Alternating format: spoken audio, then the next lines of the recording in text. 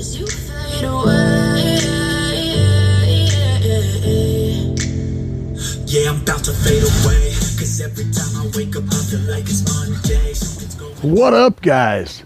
So I'm getting ready to put these things in the Tahoe, and I went ahead and pulled up this little card that comes with the speakers. It gives all the tail small parameters, all of the information that's really important. And I want to talk about a few things that I haven't mentioned before already. I've already talked about the flat response, an extremely flat response curve that these guys have. They're not peaky really in any place. And that's something that's going to throw you off. If you're used to a lot of drivers out there, the mid-range drivers tend to have a roll-off at the bottom, or they have a roll-off at the top, or they have a V kind of a shape to them on their response curve. That's fine if that's what you're trying to tune to. You can tune a speaker to do whatever kind of response you want, but what you want to start out with is a nice flat response to start with, for you to be able to adjust it in the way that you want to. That's important. These guys actually have that, which is pretty rare in the pro audio or in any of this car audio equipment. To have a nice flat curve, it's pretty unusual. You don't see that very often. So I noticed that, and I noticed that when I was listening to them. I confirmed it, of course, whenever I was looking this information over. They do have a 100 watt RMS power rating, 4 ohm nominal impedance, so they're going to work well with the stock setup. And these things will work phenomenally well on just stereo power because they're so efficient. They're 98 dB efficiency rating, which is really high. 50 hertz to 15,000 hertz. That's what I was thinking it was. I had that in my head, and I thought maybe I was just making that up, but no, that's what it is. And another important piece of information is the 82 hertz frequency response, or the FS. So that means at 82 hertz, these things want to get down. And I would not personally cross them over lower than that.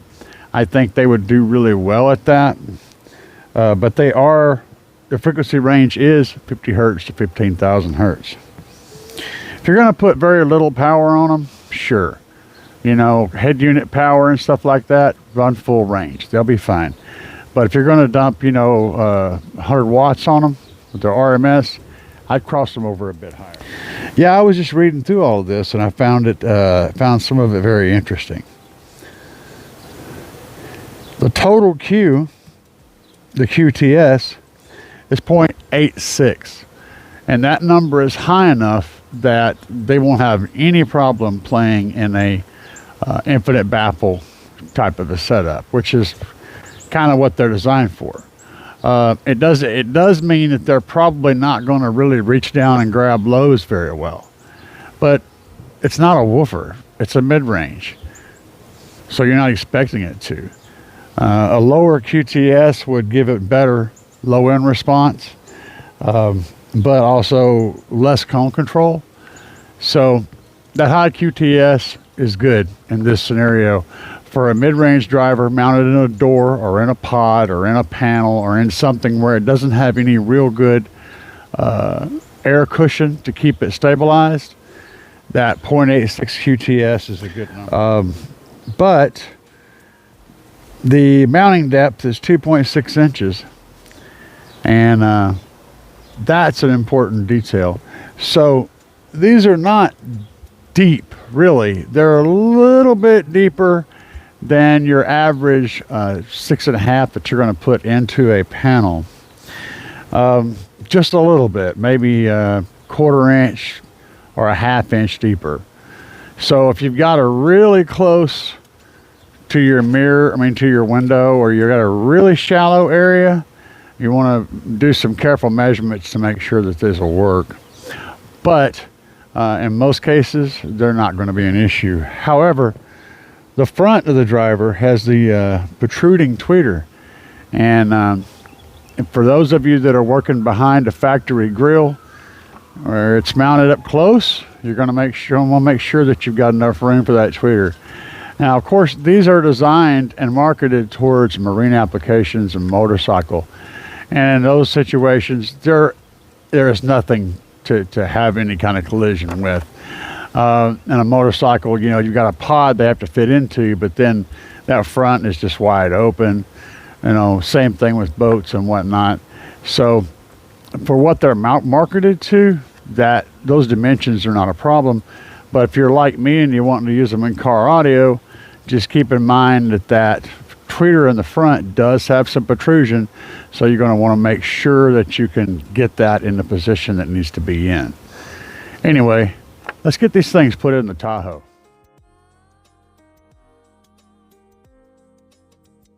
Yeah, baby. Check them out. All lined up and ready to do business. Like I was saying, the tweeter on these sticks up a little higher than normal. And in some cases that might be an issue.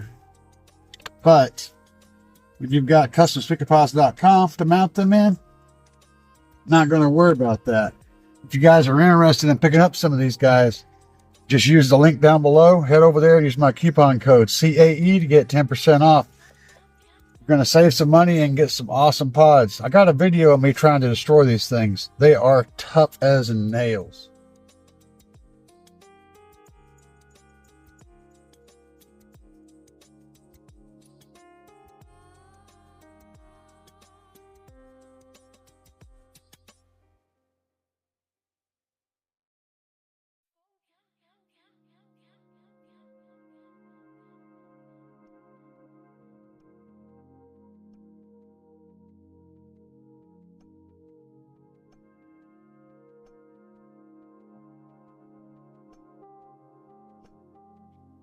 All right, guys, I got them in one side and they look really nice. And, but I still have the recoil straight mids on the other side. Everything is still tuned to the recoils. I haven't changed anything on the EQ, anything on the DSP. So they're both getting exactly the same signal, but I want to give you guys a comparison of what changed going from one to the other before I retune for these speakers. Remember, they've been this DSP has been tuned for those recoils, and so it's not correct for these. But I just want to show you all the difference.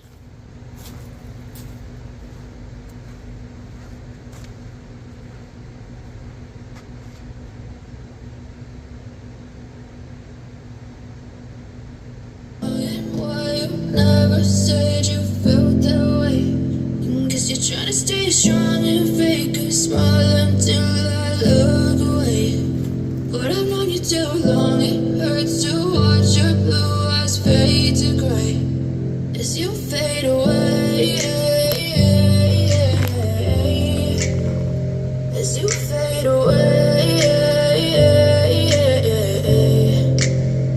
Yeah, I'm about to fade away, cause every time I wake up I feel like it's Monday. Something's going wrong with all the chemicals up in my brain. All of a sudden I don't look at anything the same way. Gotta build up of my thoughts sitting in an ashtray. I'm sorry that I'm so inconvenient, okay. Just let me be me and I'll stay out of your way. I can see the way you look at me, I'm such a disgrace. I never really asked to be brought into this place. You wanna love me? Well then baby I have a taste. All the highs and the lows, no you'll never be the same. I don't really want to hurt you, but I can't control. All right, guys, after putting in the other two on the driver's side, I made a couple of observations and I want to point this stuff out. As you guys know, I do a fair review on everything. I don't give anybody favorites. I mentioned before the capacitors are not attached, which is not a big deal because of the way they're mounted. And they're not a structural thing that you have to worry about. They can just sort of be there and do their thing and be fine. But that is a point that needs to be addressed. You need a better adhesive for that. The second thing that I'll point out is these terminals have a really strong spring in them, which is a good thing because that means when you make your connection with your wire, you're going to get a good solid connection. I like that. Now, the downside is the plate that these are mounted on has to work to resist with you when you push that in. And so I mean, I haven't had any issues with it, but I think using a little bit stiffer plate might be a thing to do, because it has some flex whenever you push that in. The whole tab and assembly and everything does. So while the stiff springs are good, it feels squishy when you do this. Having said that, this doesn't affect the performance, and I'm sure it's totally fine, and it'll be a very resilient design once installed. Just bear in mind that it's kind of weird, and getting the wire in here, these holes are kind of small. If you're going to use larger gauge speaker wire, you may run into problems with that, so you may want to restrict yourself to some slightly smaller grade wire. Also, these guys are RMS power is 100 watts, so you're not looking at a lot of voltage going through there, or a lot of amperage either, so you don't really need a large wire. But just be mindful that a large diameter speaker wire may be a tight fit.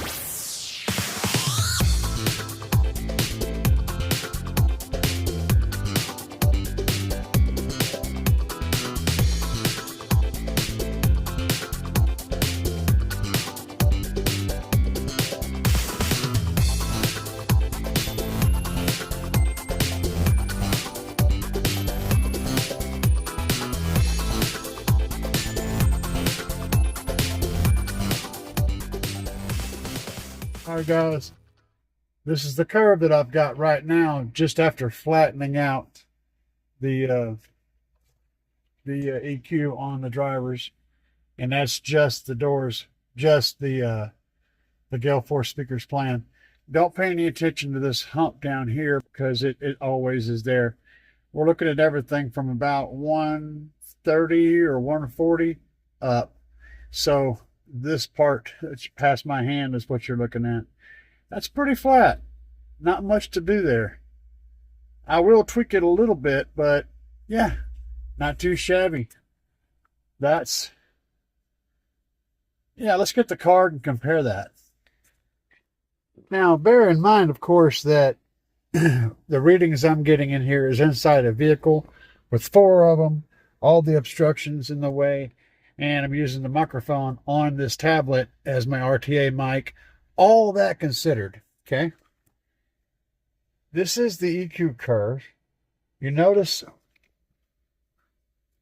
how it's peakier, a little peakier down there, right in that area. There's a little bit of a dip, and then there's a little bit of a hump. Look at that. It's peakier right here in this area. There's a bit of a dip, and then there's a bit of a hump. That literally matches up like really good.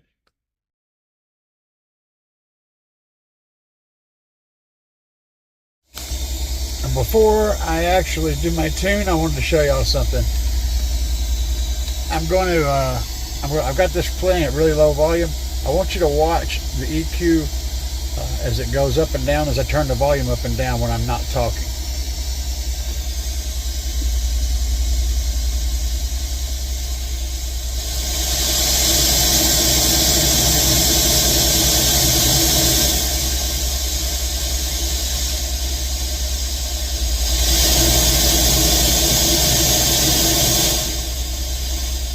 You notice how it doesn't change shape, it stays the same shape.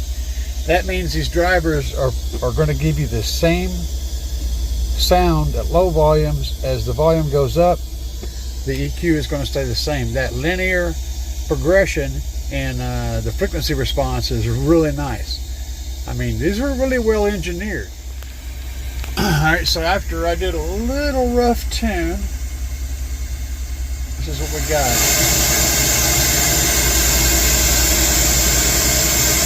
Remember, ignore this. We're looking at this.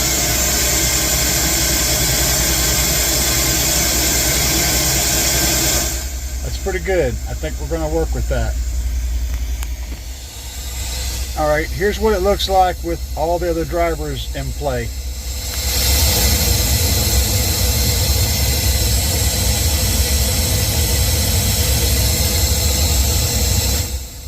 I call that acceptable. Let's see what it sounds like. Why you never said you felt that way? Guess you're trying to stay strong and fake a smile until I look away.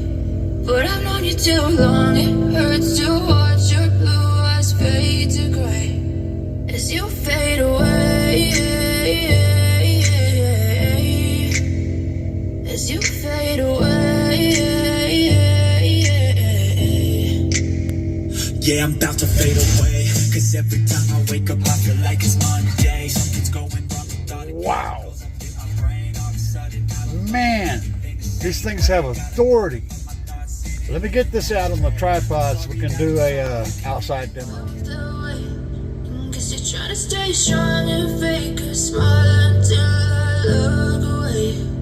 But I've known you too long, it hurts to watch your blue eyes fade to gray as you fade away. As you fade away.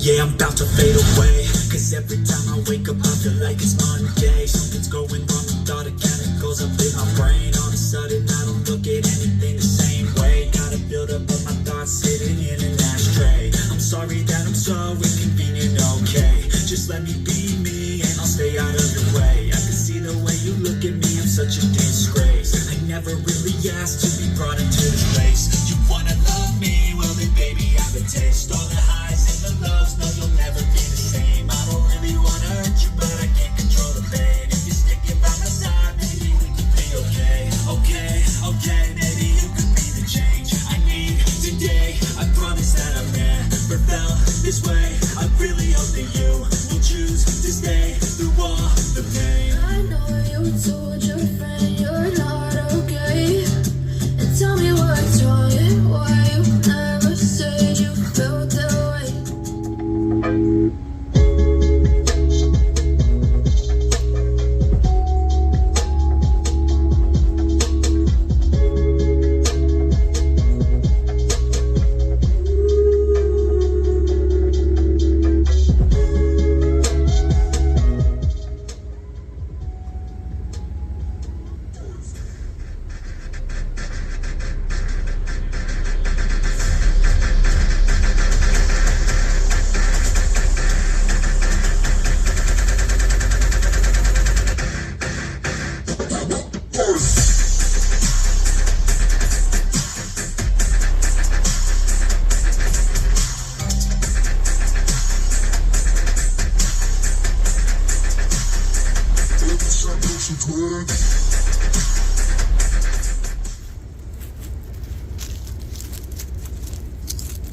These things rock. Okay, let's discuss. First of all, doing the install was fairly easy and straightforward. Everything went together as it should. I discovered that the diameter of the push pin connectors is a bit on the small side, so you might need to use a slightly lighter gauge wire whenever you're hooking those up. If you got some big beefy speaker wires running up there, you might have to, trim some of that copper to get them to fit properly. They're also quite strong. Those springs are quite strong. And I think that the plate that the terminals are mounted to could be slightly heavier. That said, it does work. I didn't have any issues hooking up all four of them. Everything went smoothly and as it should. I'm just making a critique where it's needed. The capacitors could be attached with a different compound so that they don't break loose. Something should be done in that regard. Maybe using some sort of zip tie or something to secure them. But barring those two things, which are the negatives, and neither of those affects the quality of the way the product works and the way it sounds. That's where things get really cool. So upon running them on a flat EQ, the response curve I got off of my crappy RTA matched the insert for the speakers quite well. And that was crazy that worked out as good as it did. Because I've got all sorts of things that color the sound and change what the sound should sound like. But yet that curve that I got matched that graphic on that insert card and on the website very, very closely. So I feel like the graphic is definitely an accurate representation of the drivers. Second, the response curve was nice and flat. There was very little that I had to do to get them to sound good. To get them to sound what I would consider perfect, I had to modify 4K, a little bit of a decrease in the 4K area, and I had to increase the 2K just a little bit. But having said that, they sounded great before I did that. Just consider that in my vehicle, there are some suppressions that need to be addressed and some boosts that need to be addressed by the dynamics of the interior of my vehicle and how it affects the sound after it's come out of the speakers. So I made those corrections. Third, holy crap, these things rock. They really, really produce a lot of sound. They do not have the same output as a Pro Audio style driver. The recoils that were in there before were much louder at the same power. But that's not a good or bad thing. It's just something to keep in mind. Those recoils are apparently pretty sensitive. Having said that, the end result is I'm putting 150 watts per side on those drivers, 75 watts, roughly 3/4 of the power they're rated for RMS. They sound phenomenal. I've got them crossed over at 110 hertz on the low side with a 24 dB roll-off, and that seems to work perfect with 75 watts. So if you guys are looking to get a set of these guys, that's probably what you're going to want to do, something in that general ballpark. They project amazing. They sound natural. They're not peaky in the highs. I mean, they just sound really, really good, really clear. The vocals are it's funny, the vocals are really strong and present and powerful, but they're not fatiguing like they would normally be whenever you've got strong, a strong flat instead of a scoop. Normally when you're playing something, you want a scoop to kind of lower the vocal range down some so it sounds more natural with the music. These guys do not need that at all. The vocals are stronger, but somehow they're not fatiguing. It's almost like it's magic. You know what I'm saying? Can't say enough good stuff about how they sound. They sound freaking amazing. So you guys are wanting some really, really good sounding 6.5s, and you don't mind having to deal with the tweeter protrusion. You want something that whether you want waterproof or not, it doesn't really matter. If you're wanting something that sounds good, stunt wall stuff, this is perfect stuff for a stunt wall because it can handle the weather. Absolutely brilliant speakers. But hit the link down below, head over to BigJeff, pick these guys up, use my coupon code CAE for a discount. Everybody is happy and your ears will thank you. Guys, I'm serious. They sound freaking great.